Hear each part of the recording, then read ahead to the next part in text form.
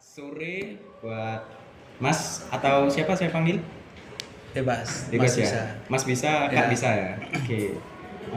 Sebelumnya perkenalkan ya, nama saya Aloysius University ya. Dengan NIM 24 19 10 90 10 20 dari teknik pertambangan. Sebelumnya tujuan kami mau wawancarai atau bisa dibilang kita podcast saja ya, biar lebih Siap. santai ya. Tujuannya nih kita akan memahami bagaimana dialek dan pengaruh eh, bahasa yang sehari-hari dipakai. Seperti abang berasal dari mana? Saya dari NTT. NTT ya? Ya. NTT.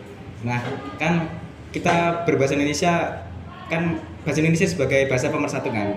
Nah, terkadang kan ada kayak perbedaan seperti kita menggunakan bahasa itu seperti apa. Nah, mungkin bisa memperkenalkan diri. Oh ya. Sebelumnya perkenalkan saya Yohanes Aryan Sabunala, biasa dipanggil Aryan. Saya dari Fakultas Pertanian angkatan 23. Gitu. Kalau saya boleh tanya ya, kalau Anda biasanya di rumah itu sering berbahasa apa? Oke. Kan saya nih dari keluarga orang NTT ya. Iya. Tapi saya nih dari kecil tuh sama sekali nggak pernah di NTT. Lebih saya tinggalnya di Malaysia, di bagian Sabah. Itu berbatasan dengan Kalimantan. Nah, di situ tuh kenapa saya bisa di sana? Karena orang tua saya tuh ngerantau dari sebelum nikah. Nah, jadi saya dari lahir sampai saya di jenjang SMP, saya tuh di Sabah Malaysia. Tapi walaupun saya di Sabah Malaysia, tapi saya sekolahnya sekolah Indonesia. Sempat sekolahnya di sekolah Malaysia, tapi pada kelas 3 tuh saya pindah karena udah buka sekolah Indonesia di sana. Nah, untuk bahasa sehari-hari ya. Sebelum saya bersekolah di sekolah Indonesia tuh lebih kurang orang tua saya tuh sering menggunakan bahasa NTT, bahasa daerah sih. Nah, itu pun saya lebih ngerti, cuma saya masih nggak bisa ngomong. Jadi untuk bahasa sih, bahasa yang saya gunakan tuh bahasa yang biasa kita ngomong sama campur dengan kata-kata yang dari Malaysia. Dari Malaysia. Jadi adalah perbedaannya. Baik. Sejak kapan Anda berada di Indonesia? Saya berada di Indonesia pada 2020 itu jenjang SMA. Karena itu saya dapat beasiswa. Nah, jadi dari sekolah kami itu ada programnya tuh untuk mengembalikan anak-anak Indonesia yang di Malaysia untuk kembali ke Indonesia. Jadi dengan adanya beasiswa itu, anak-anak tuh bisa kembali ke Indonesia. Nah, pada saat itu saya mengambil peluang tersebut untuk mendapatkan beasiswa dan kembali lagi ke negara. Nah, saya tuh dapatnya di Jawa Timur, Batu. Di Batu. Nah, dari situ sempat dari awal saya masuk tuh masih ada lah yang saya bingung.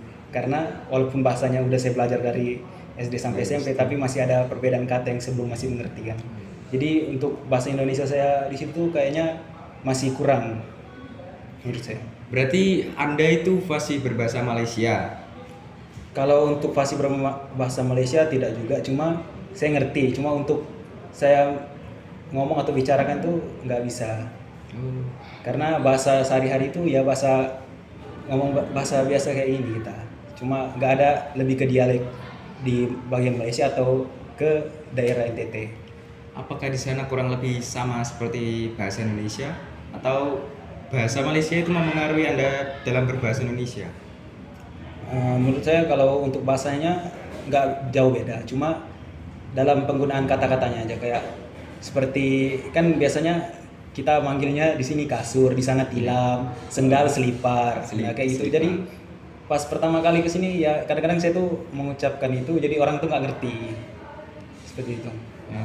Oke. Berarti Anda yang dari kecil sudah tinggal di Malaysia datang ke Indonesia ini mungkin pertamanya kaget ya pada saat awal sampai di sini ya. Mungkin ada beberapa perbedaan bahasa ya. Tapi kurang lebih sama ya bahasa Malaysia, bahasa Melayu dengan bahasa Indonesia ya. Kurang lebih sama. Mungkin Anda sedikit kaget apa bagaimana kalau kalau mulai dengar apa teman-teman di sini menggunakan bahasa daerah dengan logat-logatnya yang berbeda-beda. Kan kita tinggal di lingkungan sekarang sudah sudah mahasiswa ya kita ya. Iya. Nah, kan banyak dari teman-teman itu berasal dari daerah lain seperti Papua, Sumatera, dan Sulawesi. Menurut Anda bagaimana mengenai perbedaan bahasa dan dialek itu? Kalau dari perbedaan bahasa ya. Kalau dari SMA itu kan saya tinggalnya di asrama. Jadi itu tuh campur dari berbagai daerah. Seperti yang kamu ngomong tadi, dari Papua ada, dari Kalimantan, dari Sumatera juga ada. Jadi untuk perbedaan bahasa tuh saya lebih ngerti lah dari pas SMA. Jadi ke sini tuh kalau ketemu orang yang dari berbagai daerah tuh saya bisa ngomong dialek mereka. Kayak dari Papua, mungkin saya bisa ngerti lah mereka ngomongnya kayak gimana. Berarti hal ini membuktikan berarti benar-benar bahasa Indonesia itu merupakan bahasa persatuan ya. Karena menyatukan orang dari semua daerah yang memiliki bahasa daerah masih berbeda-beda, meskipun dialek juga berbeda-beda, mereka berbahasa Indonesia yang satu dan saling memahami gitu ya. Ya, tentu. Tapi menurut saya ya untuk apa ya? Kan di sini penggunaan bahasa Indonesia yang baik kan. Jadi kalau untuk bahasa daerah tuh ya anak-anaknya karena terbiasa ngomong kayak gitu, jadi saya juga terikut. Tapi untuk mungkin karena kalau kami menggunakan bahasa Indonesia mungkin menurut saya masih kurang sih. Iya. Masih untuk sampai sekarang menurut saya ini bahasa Indonesia masih kurang baik dan benar menurut saya. Tapi menurut saya Anda berbahasa Indonesia dan berbicara bahasa Indonesia itu sudah cukup jelas. Berarti sebenarnya dialek itu dari masing-masing daerah itu memiliki dialek masing-masing. Tapi itu tidak mengubah kita bagaimana memahami bahasa dan bagaimana kita berbicara dalam berbahasa Indonesia. Jadi kesimpulannya seperti itu ya. Baik. Mungkin dialek itu dari berbagai daerah mempengaruhi pergaulan apa bagaimana, Mas? Kalau Anda bergaul dengan teman-teman yang memiliki latar belakang berbeda-beda, misalnya ada orang dari Jawa, kan di sini kebanyakan orang dari Jawa, orang dari Madura, terus kan untuk kita contohnya Anda berorganisasi ya. Ya. Nah, di organisasi Anda kan tentu saja banyak orang-orang yang latar belakangnya berasal dari daerah yang berbeda-beda. Apakah dialek Anda itu mempengaruhi pergaulan Anda? Seperti terkadang apakah Anda pernah semisal Anda diejek karena dialek Anda itu berbeda dari yang lain atau bagaimana, Mas? Untuk dialek ya. Untuk menurut saya dialek ini untuk mempengaruhi perilaku apa gimana tadi? Pergaulan. Pergaulan. Saya sebenarnya kurang berpengaruh sih. Kayak yang saya bilang tadi kayak orang Papua ya. Iya. Biasanya mereka ngomongnya tuh mungkin kedengarannya agak kasar, tapi sebenarnya enggak.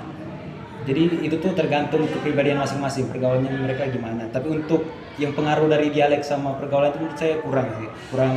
Kurang berapa sih namanya? Berpengaruh ya. Ya kurang berpengaruh lah. Berarti ini tergantung pada perspektif orang masing-masing ya. Tergantung bagaimana kita bisa memahami satu sama lain ya. Berbahasa. Selama Anda berada di Jember ini dari 2020 ya?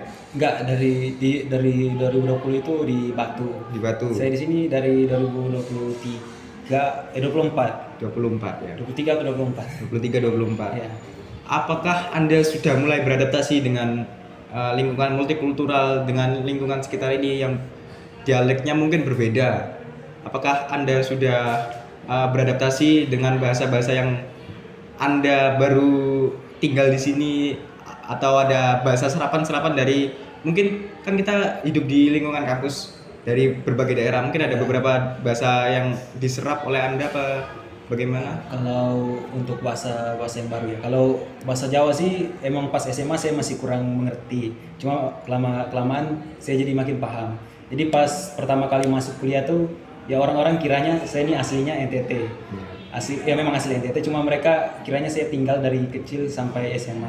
Jadi mereka tuh mikirnya saya tuh nggak bisa ngerti gitu kalau bahasa Jawa. Sebenarnya itu saya ngerti, saya paham, cuma saya nggak bisa membalas atau berbicara. Saya cuma paham lah. Terus untuk bahasa yang baru sih saya baru dengar itu bahasa Madura. Jadi pas ospek awal-awal tuh teman-teman saya tuh ngomong bahasa Madura, jadi saya tuh kurang ngerti. Ini mereka ngomongnya bahasa apa? Jadi itu saya sampai sekarang sih saya tuh masih belum mengerti lah bahasa Madura tuh. Tapi berarti belum mulai beradaptasi ya dengan. Iya. Soalnya kan kita tahu di daerah Jember ini kan kalau orang-orang bilang itu daerah Pandalungan, campuran antara Jawa dan Madura. Nah, terkadang itu kan bahasa di sini, bahasa Pandalungan itu kan ada orang Madura, ngomong Jawa, itu kan dialeknya kan terdengar atau logatnya Iya. sudah bisa mengetahui. Ada juga orang Jawa ngomong bahasa Madura dan kita juga sudah tahu bagaimana logat dan dialeknya. Berarti Anda selama di Jember ini orang-orang mengira Anda berasal dari NTT karena dialek Anda atau bagaimana? Mungkin menurut saya dialek saya masih ada orang sananya ya, orang NTT ya. Jadi mereka tuh pasti percaya saya tuh pasti dari ngiranya saya NTT atau NTT. dari Papua kayak gitu. Jadi pokoknya dialek saya tuh masih melekat lah, masih lekat sama apa kalau berbicara tuh bahasa daerah di sana. Seperti itu. Ini berarti pengaruh dari bahasa yang digunakan sehari-hari dalam keluarga ya? Iya, soalnya Bahasa. ya seperti saya ngomong tadi, orang tua saya kalau di rumah biasanya ngomongnya pakai bahasa daerah. Pakai bahasa daerah. Jadi itu mungkin dari kecil juga saya jadi terpengaruh lagi. Jadi untuk bahasanya tuh nggak yang bahasa saya bisa ngomong bahasa Melayu atau gimana. Jadi saya ngomongnya kayak gini. Mungkin pada saat Anda kembali ke Malaysia, mungkin ada bahasa Indonesia yang Anda pakai di Malaysia. Apakah orang-orang di sana mengetahuinya, mengerti apa bagaimana? Kalau untuk di sana sih ya saya bilang di bagian Sabah tuh lebih banyak anu lah perantauannya kan kayak orang-orang Indonesia tuh banyak di sana seperti dari suku Jawa ada, dari NTT, Toraja, dari Makassar juga ada. Jadi menurut saya kalau saya lebih karena saya udah sekolah lama di Indonesia. Jadi kalau saya pulang balik ke sana tuh adalah beberapa kata tuh saya omong tuh pakai bahasa Indonesia. Tapi mereka masih ngerti. Masih mengerti. Masih mengerti. Berarti secara lingkup Anda di Malaysia masih di sekitar Anda tuh berarti masih banyak orang-orang Indonesia Iya. ya? Cuma ya orang Indonesia cuma karena udah lama tinggal di sana jadi ada beberapa bahasa tuh mereka mencampurkan dengan bahasa di sana. Nah, di sini ada beberapa pertanyaan tambahan. Mungkin kita lebih santai dan lebih menggali lebih dalam ya. Mungkin karena tadi pada sesi awal-awal kita tegang ya. Mungkin kita lebih santai ya pada saat ini.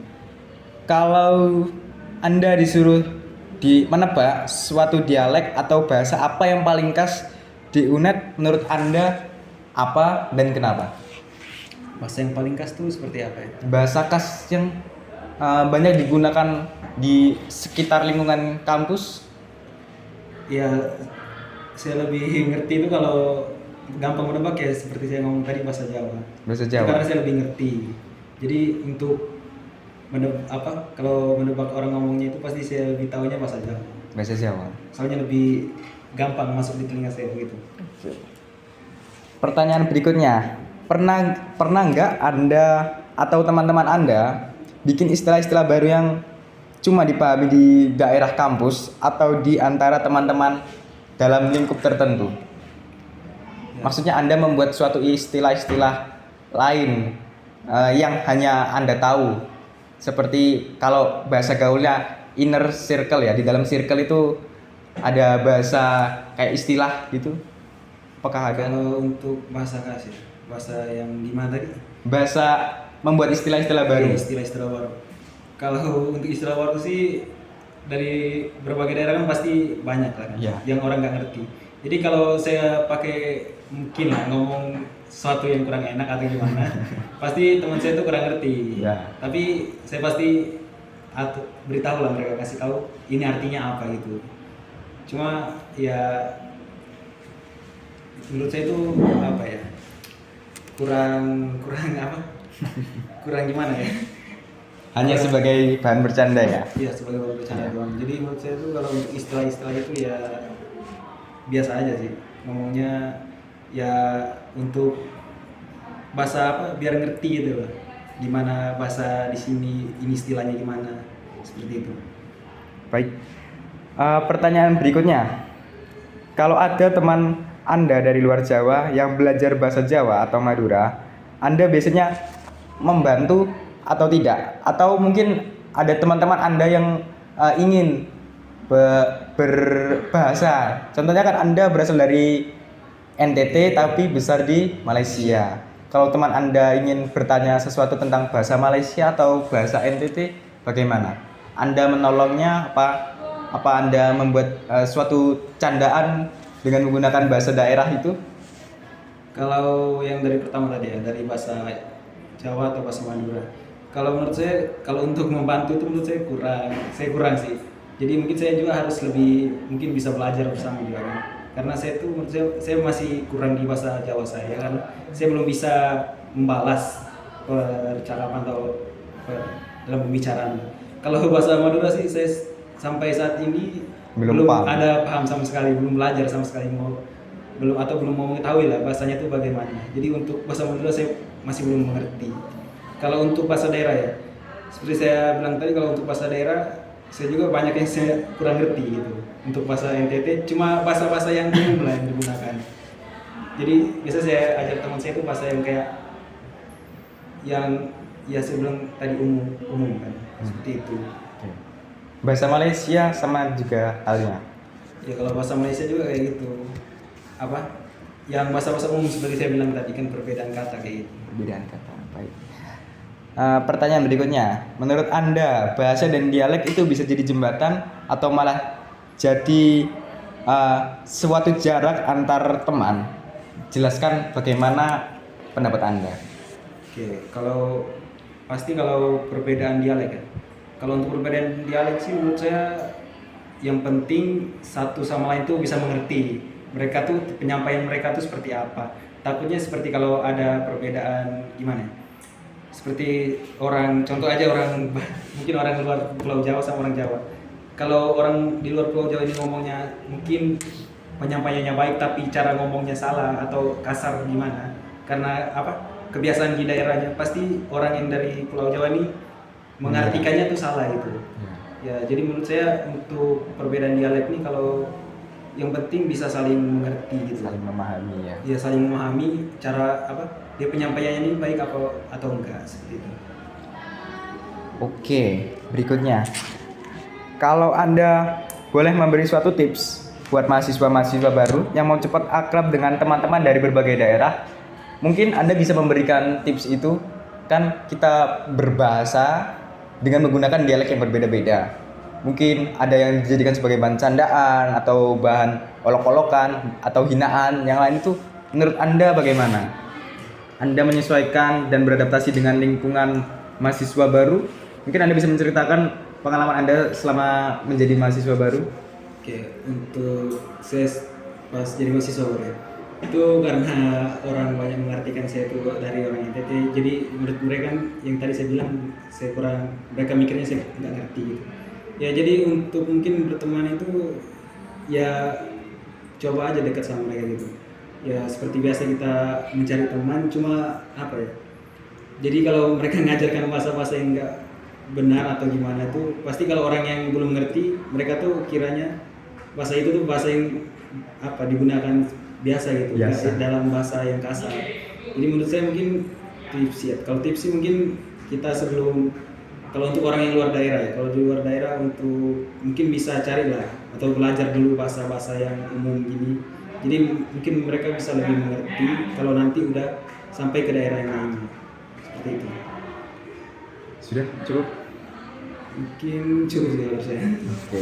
Baik, cukup mungkin dari itu saja percakapan dari kita, podcast dari kita, sharing-sharing bersama pengalaman Anda, pengalaman kita bersama dialek dan berbahasa Indonesia.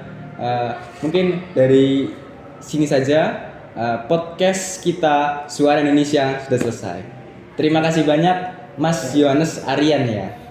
Terima kasih banyak Mas. Ya, saya juga terima kasih, mungkin dalam podcast kita mungkin saya masih kekurangan jawaban atau kurang masuk, saya minta maaf juga. Ya terima kasih karena atas waktunya untuk mewawancara saya.